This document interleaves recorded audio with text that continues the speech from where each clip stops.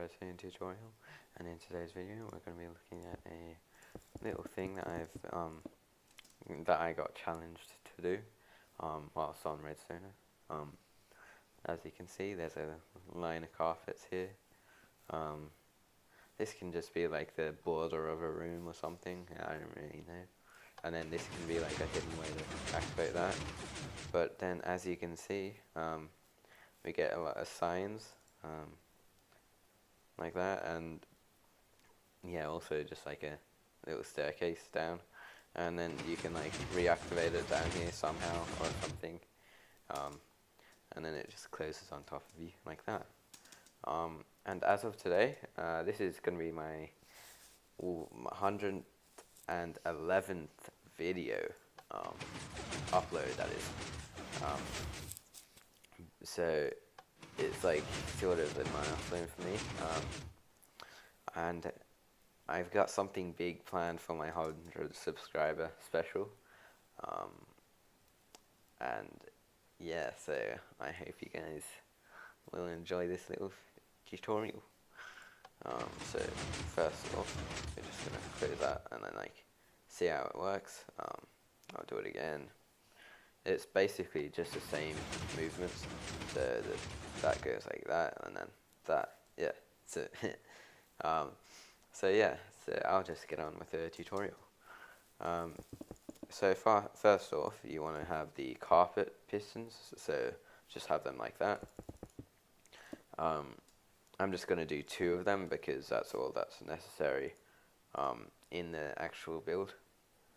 Well, you only have to have 1, but like it's just yeah, that there for show. So yeah. So then you want to have a block up right here, and then have 2 blocks with 2 double piston extenders right here and here. Now this is expandable, so you can have it as many as you like. Doesn't really matter how much you have, it's pretty cool, yeah. And then you want to have like a sort of platform right there. Now these blocks do have to be like actual blocks, just so the carpets don't disappear whilst in the movement process along the ground like that, because once you break a block underneath the carpet, as you can see, it disappears. So that also applies when the carpet goes across a block with no goes across an airspace, really. I'm not sure if it works with a with the water. I'm not sure, but I doubt it will. Just so yeah. So then you want to have 4 lines going into these middle pistons right here. So 1 here, 1 here, and then another right here. And to update these pistons when the back piston's extended like that, you just want to have a piston right there. So then that updates like that, and then so like that. And then for these, the top ones, you want to have a 2 dots on top of them with a block. Yeah. So then you want to have a block up from here. Actually, no block up, never mind. Have a repeater like that, and then have a comparator like that. And then this can be your input from the wall, if you want a input from the wall. It doesn't actually have to be a wooden button. It can be any button, or any lever really, because it just goes off a comparator monostable. So I mean a hopper dropper monostable, the whole thing. So it can be like a constant signal, but like it will still pulse. Like I'll just you actually have to put a unstackable item, so like that doesn't stack in a stack of 64 normally, unless you like /give yourself it with like 64 of it, but that doesn't really count. Um, so yeah, so just get like some non-stackable item. Um, then you want to have another output from the hopper right here, with a comparator going into a block, and then a redstone dust on top of that with another dust right there, going into a repeater, set it to 1 tick, block up, and then 2 blocks right here, one with redstone dust on top, and then another one with a repeater on 2 ticks, going into a block there. I might as well just show you how this all works. I'll just do it to the bare minimum, really. So like that. I'll put a button right here. Actually, I'll put it right here because you can actually any side of this dropper is an input. So you can have like anything really. So as you can see that so far that works. Then you want to have a block here with a resin dust there, and then have a repeater on 1 tick, I think. Let me just check. Yeah, set it to 1 tick. Actually, set it to 3 ticks. Sorry. And then block down right here, and then dust there with a repeater on 1 tick, and then a repeater on 3. Oh, no, we move that one down. Sorry. Going, yeah. So just have a 1 tick repeater and then another 3 tick repeater. Go into a block like that. Now, if we just reset that now and then test it, let's see what happens. There we go. So bit by bit, we're doing it. So then you want to have resin dust there. You don't actually need to block off the signals right here, because it's the only time you're actually going to be using these pistons right here. So that's a good thing about it. So yeah, as you can see, you just want to have a repeater going into a block with on 2 ticks, into a resin dust right there, and then grab your cheaty half sub like that. Going into a block right there, with a repeater there. Set it to 1 tick, I think. Let me just check. Yeah, 1 tick.